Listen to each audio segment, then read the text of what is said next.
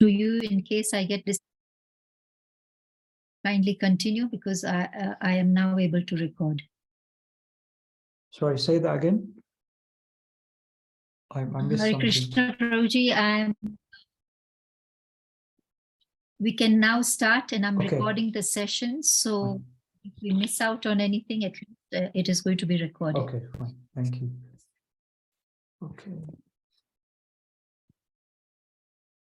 Okay, so I'll share my screen then.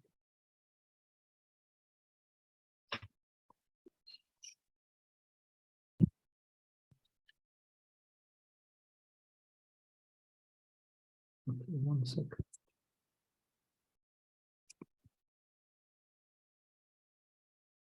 We can see your screen. Okay, great. Okay, so Hare Krishna, everybody. Thank you for coming to another session. And today we will be covering Srimad Bhagavatam, Canto 1, Chapter 9, Text 31. So we're continuing this chapter about Bhishma Dev. So first of all, we'll go through the Sanskrit verse. Om Namo Bhagavate Vasudevaya. Om Namo Bhagavate Vasudevaya. Om Namo Bhagavate Vasudevaya. Vishuddhaya dharanaya hata shubhas tad ikshaya vashu gata yudhashamaha. Nivritta sarvendriya vritti vipramas tushtavajanyam visrijanjanatanam. The translation: by pure meditation, looking at Lord Sri Krishna, he at once was freed from all material inauspiciousness and was relieved of all bodily pains caused by the arrow wounds. Thus, all the external activities of his senses at once stopped, and he prayed transcendentally to the controller of all living beings while quitting his material body. So then we'll go through the purport, one section at a time. So last time I got different devotees to read the different sections, but I think we're having internet connection problems this time, so maybe I'll just read them out. Okay, so first of all, Prabhupada says in the purport that the material body is a gift of the material energy, technically called illusion. And identification with the material body is due to forgetfulness of our eternal relationship with the Lord. So Prabhupada is basically saying that when we forget who we are and who God is, what is our relationship with Him, when we forget this, then we consider ourselves to be the body, and therefore we are in illusion. But Prabhupada also says, 1 minute. Yeah, so I was listening to a class yesterday from Srila Prabhupada. So this is a class on Srimad Bhagavatam, Canto 2, Chapter 9, Text 1 to 4, given in Tokyo, 24th of April, 1972. And I didn't get around to adding this to the slides, but Prabhupada, he says that forgetfulness is explained as Maya. We forget Krishna. We forget that I am part and parcel of Krishna by forgetfulness. That is explained. What is that? Atma Mayam Rite Rajan. Atma Maya, it is an illusion. Actually, there is no forgetfulness. I should not forget, but because I'm illusioned, therefore I forget. I forget means I'm illusioned. Atma Maya, influenced by the modes of material nature. The one who is most influenced by the modes of material nature, they forget. Just like you are worshipping Krishna, but others, they are not worshipping. So they are to be awakened to Krishna consciousness. That means It does not mean they are actually separate from Krishna, but they have to be awakened. Just like man is not dead, he is sleeping, but he has to be awakened. And as soon as he is awakened, he remembers immediately. This is called Swapna Chitta Nyaya. I'm sleeping, forgetting everything. I'm in a different place, but as soon as I'm awakened, I remember, oh, I have to do this, I have to go there. So this forgetfulness is a temporary illusion, that's all. Actually, we don't forget, it is temporary. Atma Mayam Rite. It is action of God's external energy. Because I wanted to forget Krishna, therefore Krishna has helped me in forgetting him by his own illusory energy.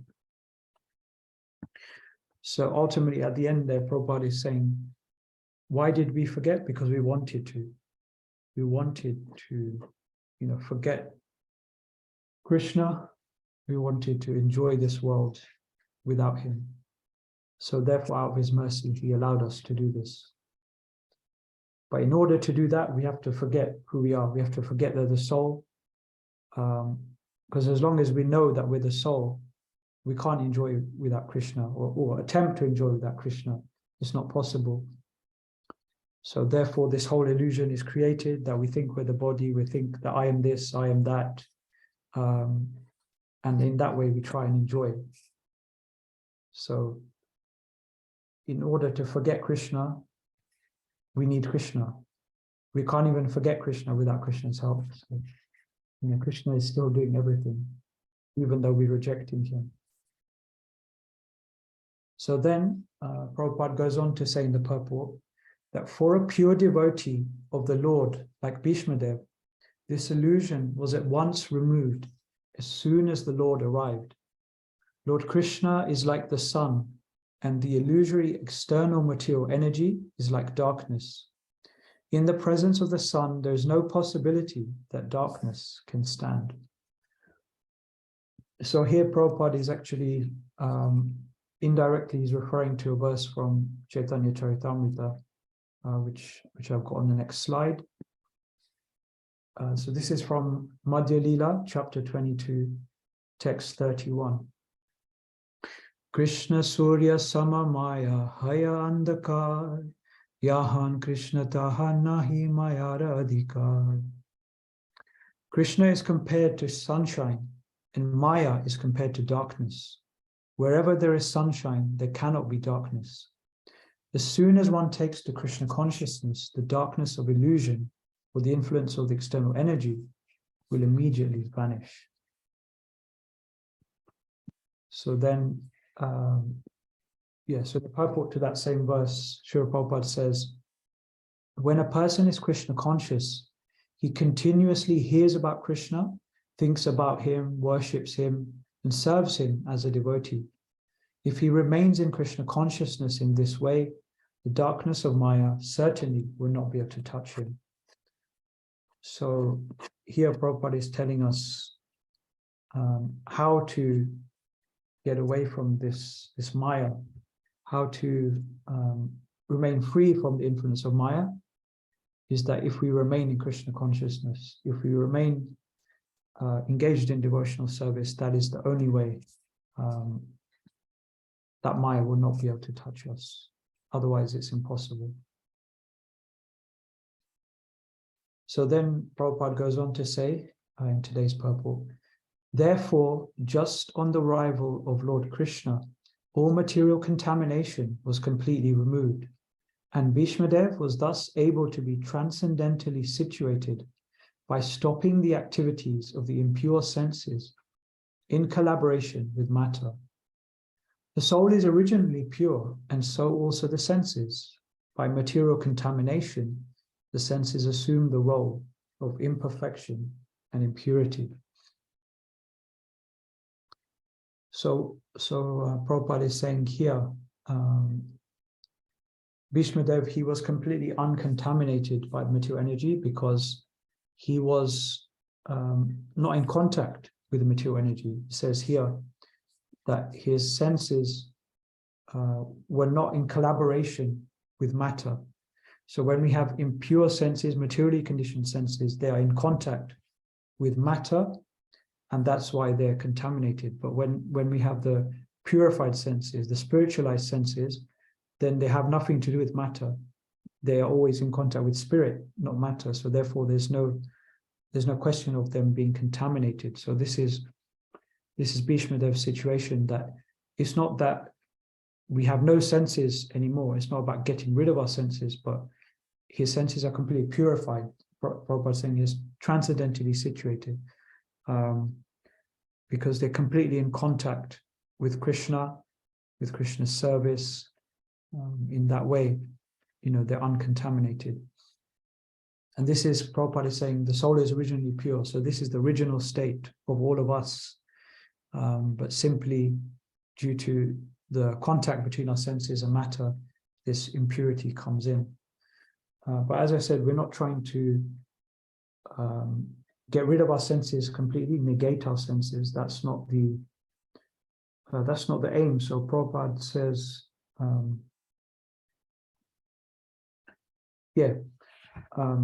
in a lecture on Los Angeles, 14th of February, 1969, Srila Prabhupada says that above the senses is the mind, above the mind is the intelligence, and above the intelligence is the spirit soul. If one is on the spiritual platform, on the soul platform, then his intelligence is spiritualized, his mind is spiritualized, his senses are spiritualized, he is spiritualized. This is the process of Krishna consciousness.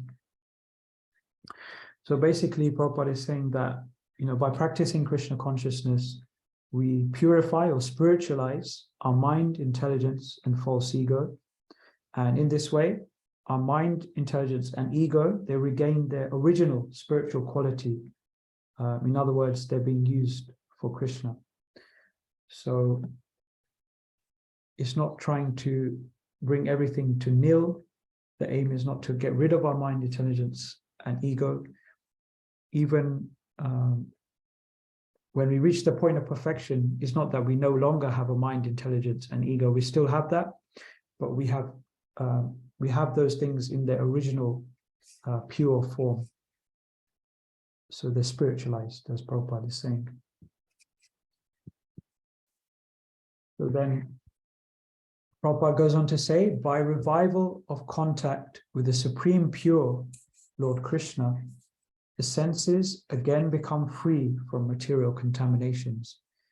Bhishma Dev attained all these transcendental conditions prior to his leaving the material body because of the Lord's presence.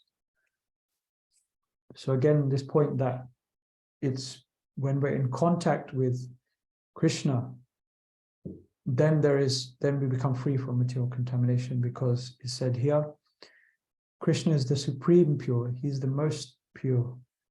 He's a source of all purity. So as long as we remain in connection with that source of purity, then we will also be pure. And is saying here that Bhishma Dev attained all of this just before he left his material body. So this means he reached perfection. And this because Lord Krishna was there, directly present. Okay, so then, so what is this purification? So I want to, before we go back to today's purport, I just want to spend some time going a bit deeper into this process of purification and how it works. How do we do it? And this will mostly be from a lecture given in Tokyo on 24th of April, 1972, where Srila Prabhupada says that purification means that one will be able to see God face to face. That is purification. Just like in the sky, as soon as the cloud is moved, dissipated, you can see the sun immediately. This is the process. God is everywhere, within and without. So why he is not seen? Because our senses are not perfect. So this is what that purification means. We'll be able to see God. God is everywhere, but at the moment we can't see him. But once we become purified, we will be able to. So how does this work? He then says that we have to learn how to purify senses. Then we can see God everywhere. Premanjana Churita Bhakti Vilochanena. Brahma Samhita 538. When we develop love of God, Prema Anjana, that ointment, just like we apply some ointment to the eyes to make it clear, our vision becomes clearer. Similarly, there is ointment which is called love of Godhead. If we develop that love of Godhead, so by that ointment, when our imperfect eyes will be cleansed, then we can see God. This is the process. So we heard we have to purify ourselves so that we can see God face to face. How do we see God face to face?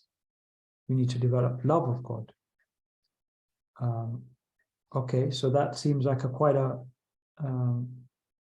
advanced goal, quite a high elevated goal. So how do we start off this process of purification? So Prabhupada says that as well. He says, the beginning of purification is first of all to understand what I am. Am I this body or something else? Atma Tattva. If we can understand myself, what I am, then I can understand God also. Or if I can understand God, then I can understand me also. Just like if you see the sun, you can see yourself also. In the darkness, you cannot see yourself, neither the sun. So that is called Atma Tattva, light. So we have to start this purification process by asking these questions, asking, who am I? So this refers to, or is related to a very nice conversation between Chaitanya Mahaprabhu and Sanatana Goswami in chapter 20 of Madhya Lila, where Sanatana Goswami is asking these same questions to Chaitanya Mahaprabhu. So he starts off by saying this. So he says, Kripa kari adi more kariya cha udhar apane kripate kaha kartavya amar. Out of your causeless mercy, you have delivered me from the materialistic path. Now, by the same causeless mercy, please tell me what my duty is. Ke ami kene amai jare tapatrai iha nahi jani ke mone hitta hoy. Who am I? Why do the threefold miseries always give me trouble? If I do not know this, how can I be benefited? Sadhya sadhana tattva puchite na jani kripa kori sabatattva kahata apani. Actually, I do not know how to inquire about the goal of life and the process for obtaining it. Being merciful upon me, please explain all these truths. So you can see Sanatana Goswami is asking the same questions Prabhupada mentioned here. We have to ask, what am I? Am I this body or something else? And then Sanatana Goswami is asking the same thing, who am I? And why do these miseries always give me so much trouble? Why am I always suffering, in this material condition? So then the next step is to inquire from someone who can give us these answers. So Sanatana Goswami is asking from the best person, obviously, to ask, he's asking the Lord himself, because only the Lord himself can explain these truths properly, perfectly. And he's asking, what is the actual goal of, so he's saying that I don't know what is the goal of my life. And I don't know even how I would obtain that goal, even if I did know the goal. So please explain all of these things to me. So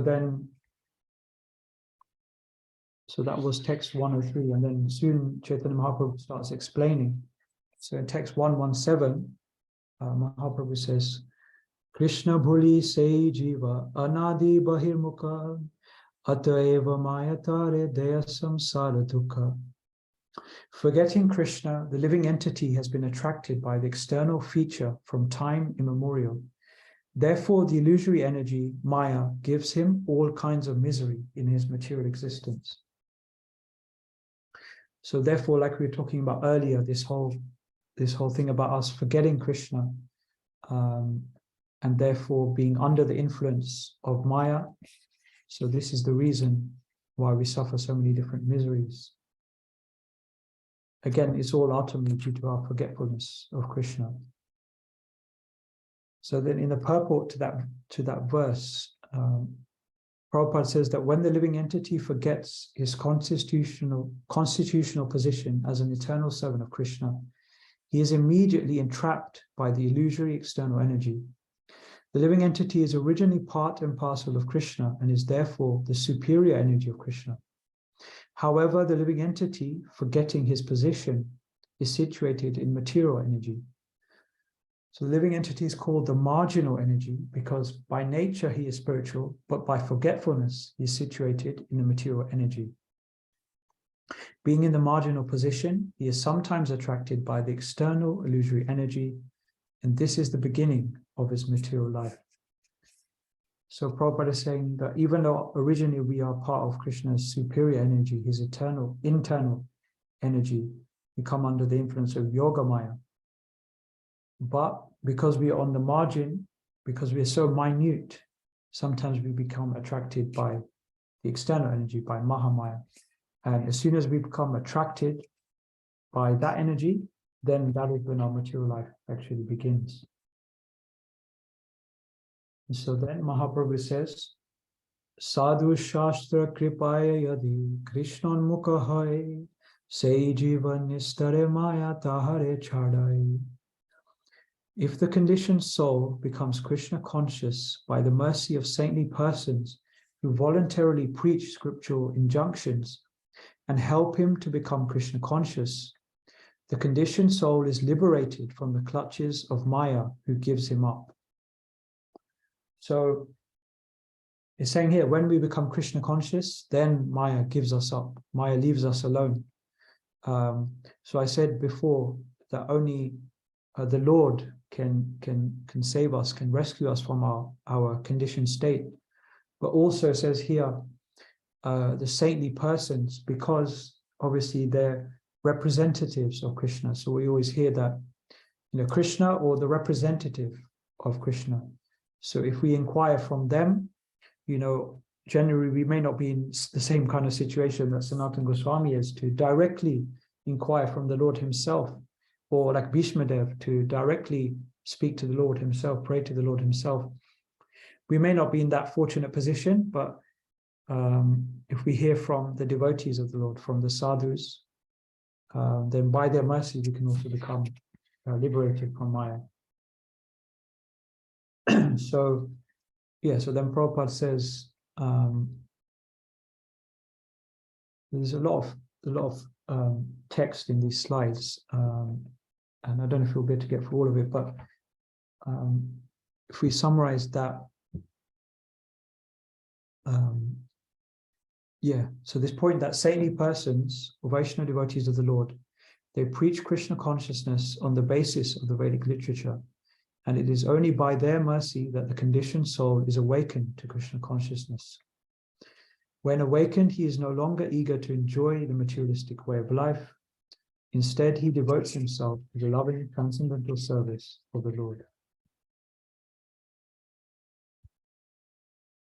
And then Chaitanya Mahaprabhu says, Maya Mugdha Jivera Nahi Swata Krishna Gyan Jivere Kripaya Kaila Krishna Veda Puran. The conditioned soul cannot revive his Krishna consciousness by his own effort, but out of causeless mercy, Lord Krishna compiled the Vedic literature and its supplements, the Puranas. So we heard that these different ways that we can be liberated through the help of Krishna himself or through the sadhus, and now we're going on to hear about the Shastras. So then Prabhupada says in the purport that it's out of Krishna's mercy that he's compiled all of these Vedic literatures in his incarnation as Vyasadeva. Vyasadeva is a Shakti avatar of the Lord. So Krishna has kindly presented these literatures to us to awaken the conditioned soul.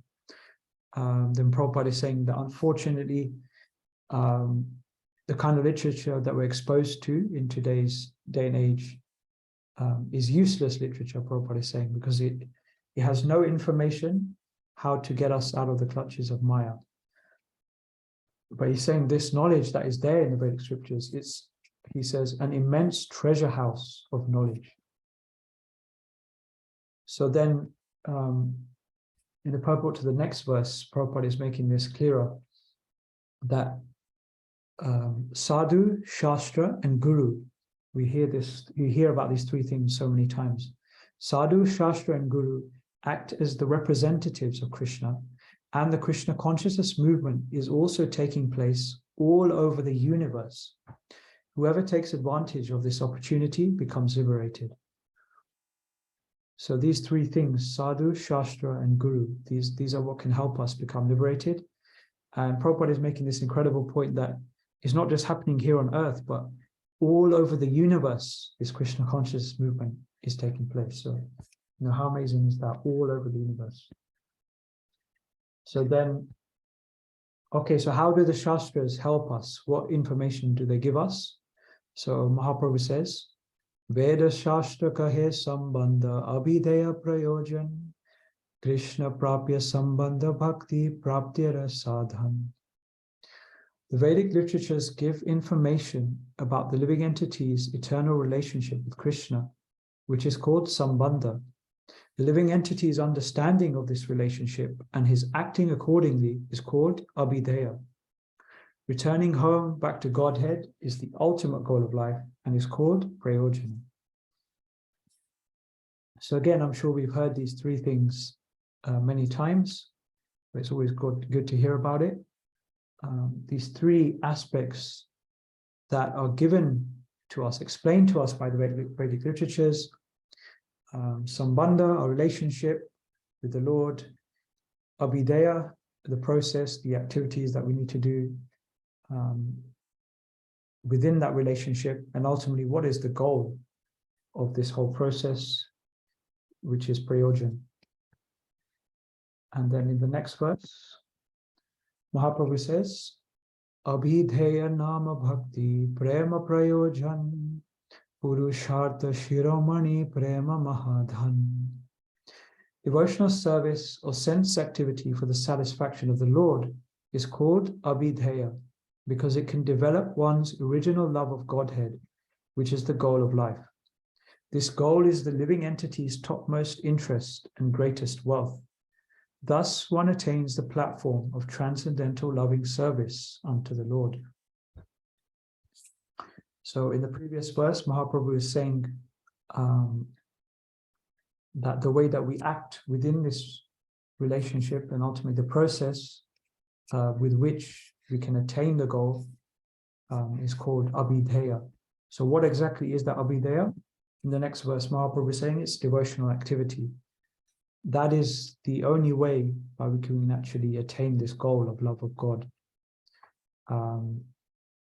So, and ultimately, like we said before, once we get love of God, then, you know, we can see God face to face. We can see Krishna face to face, just like the other pure devotees can always see Krishna face to face. And Mahaprabhu is saying, you know, devotional service or sense activity for the satisfaction of the Lord. So again, like we mentioned earlier, it's not about getting rid of our senses, negating our senses, but just using our senses for a spiritual purpose, for Krishna, in Krishna's service. So in that way, spiritualizing our senses. So it's still sense activity, but like it said here, it's for the satisfaction of the Lord rather than our own satisfaction. This goal of love of God, you know, Mahaprabhu makes it very clear that this is the Mahadhan, you know, the greatest wealth. It's Prema Mahadhan, this is the greatest wealth. Okay, so then Prabhupada in the second half of the purport, he kind of goes on a similar but slightly different point that he says that the Lord is the controller and benefactor of all living beings. That is the verdict of all Vedas. He is the supreme eternity, a living entity amongst all the eternal living beings. and he alone provides all the necessities for all kinds of living beings. So here again, Prabhupada is indirectly referring to a particular verse, especially these last three sentences here. And this is the verse. Prabhupada quotes this verse so many times, again and again, in so many different lectures. But here I've got a quote from the purport to Bhagavad Gita 7.10, where Prabhupada says that as the root of a tree maintains the whole tree, Krishna, being the original root of all things, maintains everything in this material manifestation. This is also confirmed in the Vedic literature, Katha Upanishad 2.2.13. So this is the verse that Prabhupada mentions. Nityo nityanam chetanas chetananam eko bahunam yo vidadati kaman. This means that he is the prime eternal among all eternals. He is the supreme living entity of all living entities, and he alone is maintaining all life. So if we go back to the purport, we can see here that Prabhupada was, paraphrasing that particular verse here. So he alone is maintaining all life. Prabhupada also says more on this in Teachings of Lord Kapila, chapter 2. He says, Nitya, Bhagavan, is the singular, and Nityanam are the plural jivas, or living beings. Nityo Nityanam, we are many, but God is one. There is no limit to the jivas. No one can count them. The word ananta means that they are without limit. So all these jivas, living entities, are being maintained by the Supreme One. We cannot conceive how many living entities are being maintained by the Supreme Lord. All the great elephants, all the small ants, all the 8,400,000 species of life are maintained by Bhagavan. So here, Prabhupada was saying in today's purport that he provides all the necessities for all kinds of living beings. And here, Prabhupada is clarifying that all the 8.4 million species of life are all maintained by Krishna. And then also in Teachings of Queen Kunti, number 6, Prabhupada says that the Vedic literature informs us that Krishna can supply all the necessities for one's life. There is no scarcity and no economic problem. We simply have to try to serve Krishna, and then everything will be complete. This is another point that Prabhupada makes often in his classes, that actually there's no scarcity in this world. There's no economic problem, or there shouldn't be. But the only reason there is because people are not serving Krishna. People are not engaged in Krishna's devotional service. That is why there's some scarcity. There is some economic problem. But if we were actually using all of those things, using all those necessities, using everything in Krishna's service, then everything is complete, and there would be no scarcity in this world. So this is the way to remove, all economic problems, would be, for the world to, for everyone to be engaged in Krishna's service. And then finally, Prabhupada ends today's purport. Thus, he provided all facilities to fulfill the transcendental desires of his great devotee Bhishma Dev, who prayed as follows. So before Prabhupada was saying, Krishna alone provides all necessities for all living beings, and then obviously all of those things were provided to Bhishma Dev.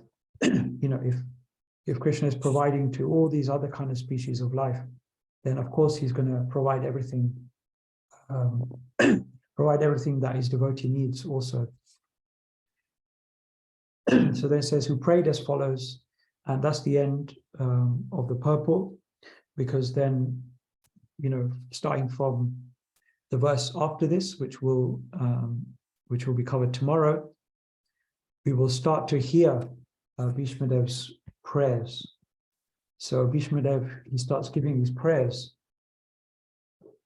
So I just put here that just before leaving his body and returning to the spiritual world, Bhishma Dev offered 11 beautiful prayers to Lord Sri Krishna, which are recorded in Srimad Bhagavatam 1932 to 1942. So yeah, in the next 11 days, we'll hear these wonderful prayers from Bhishma Dev to Krishna. And this is just prior to his leaving his body. Immediately after he offers his prayers, then he goes back to Godhead. And as I said, this will all be covered in future classes, but just to end, just to confirm for us that he definitely went back to Godhead, I'd like to end with this paragraph.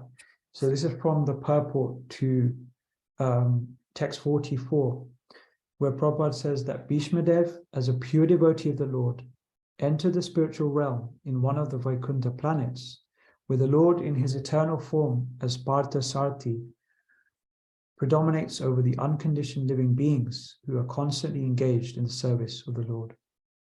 So we know Partha Sarthi is the chariot driver of Arjun. Arjun is known as Parth, son of Pritha. So Partha Sarthi is the chariot driver of Arjun. So then the love and affection which bind the Lord and devotee are exhibited in the case of Bhishma Dev.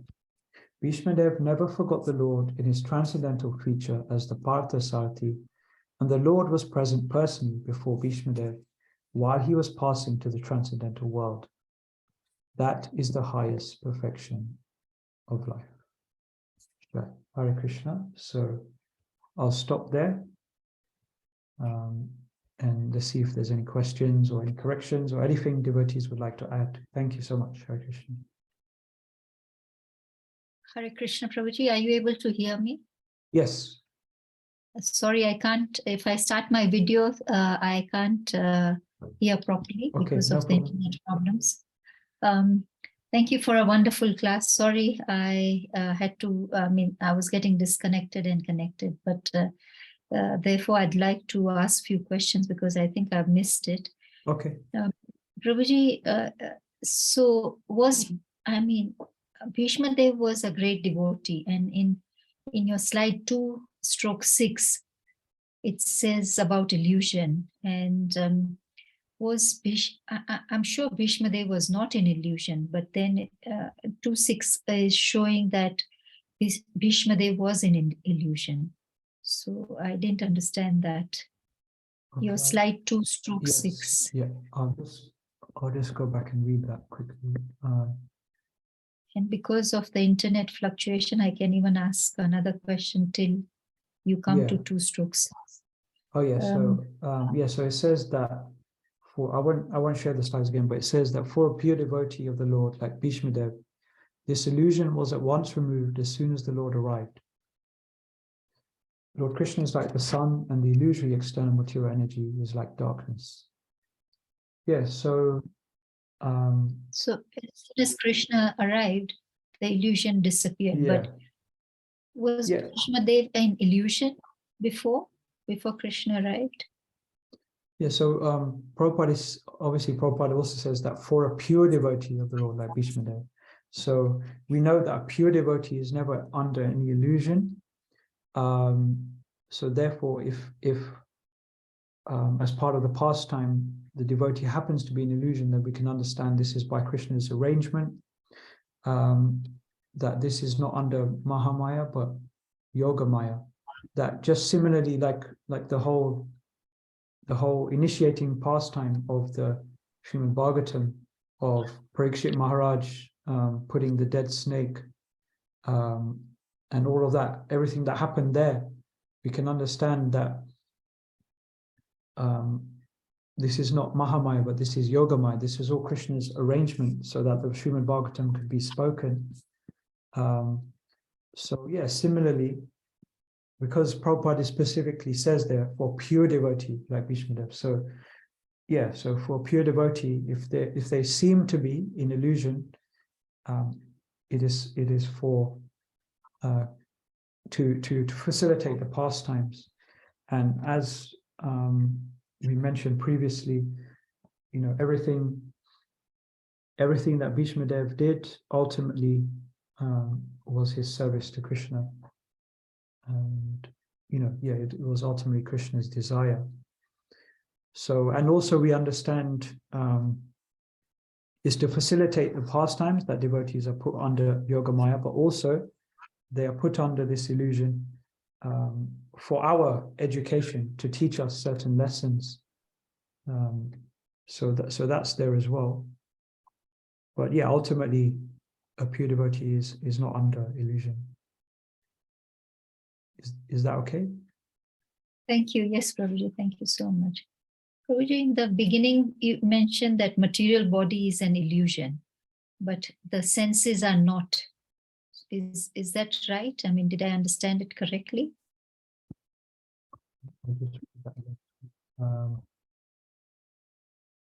Material body is a gift of the material energy, technically called illusion. Identification with material body is due to forgetfulness of our eternal relationship with the Lord.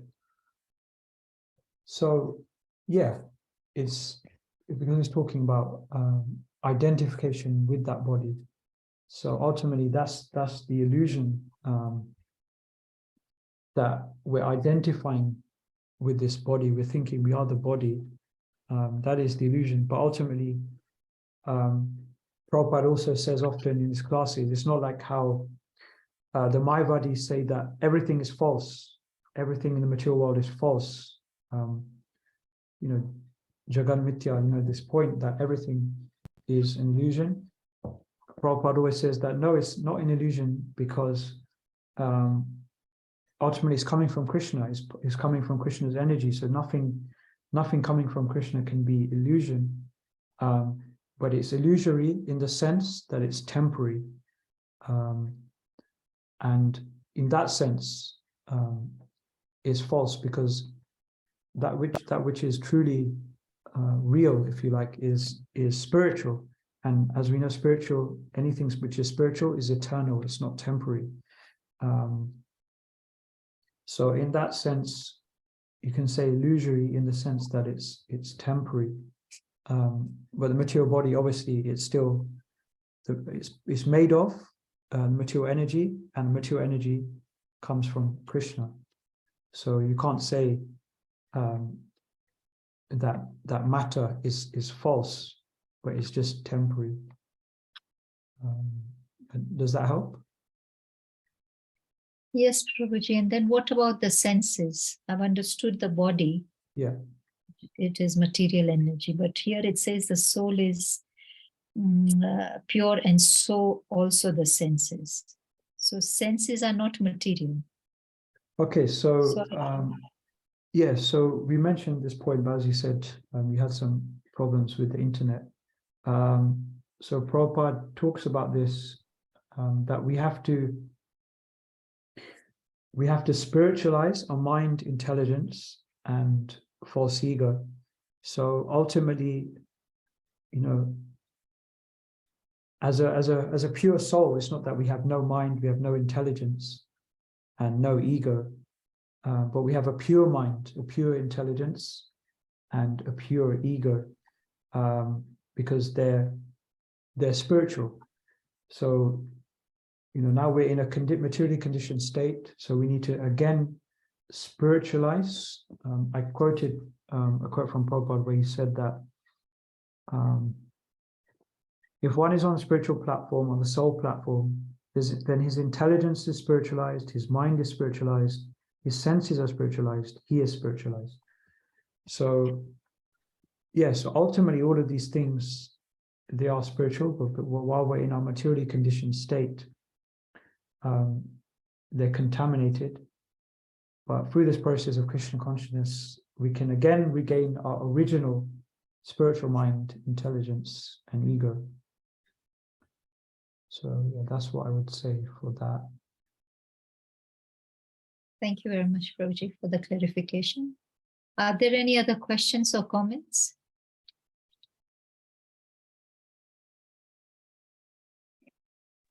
Hare Krishna. No. Hare Yes, Krishna, Prabhu. Hare Bol, Prabhu. Yes. Actually, what Kritika Mataji was asking, that devotees are put into illusion, like even Jaya Vijay actually was, they were the gatekeepers of the Vaikuntha, and then they were also put into illusion. You know, they took material bodies, and then also, I mean, in a sense, it's a service to the Lord that, you know, they came as opponents, and then they were part of the Leela. And in a way, I mean, Lord puts into illusion even devotees to be part of the Leela, I think. Yeah, exactly. Yeah, thank you, Prabhu. Correct. Hare Krishna. Anybody else?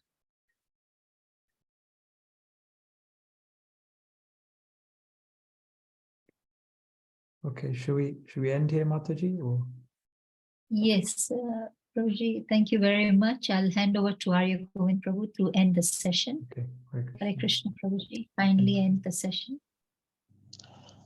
Thank you, Mataji. Thank you, Prabhu. Hare Krishna, for wonderfully explaining this passing away of, I mean, glorious passing away of Bhishma Dev, and how glorious is devotee to have Krishna in front of him and then leave the body in the presence of Krishna is a wonderful. I mean, of course, is a great devotee, and we are also, I mean, fortunate to hear this pastime of Bhishma Dev in the presence of devotees. Thank you so much, Prabhu. Hare Krishna.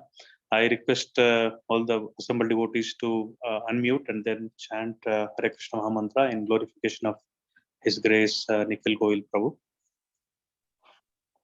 Hare Krishna, Hare Krishna, Hare Krishna, Krishna, Krishna Hare Hare Hare, Hare Rama, Hare Rama, Rama Rama, Hare Hare. Vanjakalpatyarubhasya kripa sindhubhayevata patitanam pavanebhyo vaishnavibhyo namo namaha. Srila Prabhupada ki jai. His great Nikhil Prabhu ki jai. Nithai Gaur Sitanath Premanande. Hari Hari Bol. Hari Bol. Thank you, Prabhuji. Hare Krishna. Hare Krishna. Thank you, Prabhuji, for a wonderful class, and thank you, Arya Govind Prabhu, for ending the session. Hare Krishna. Thank you,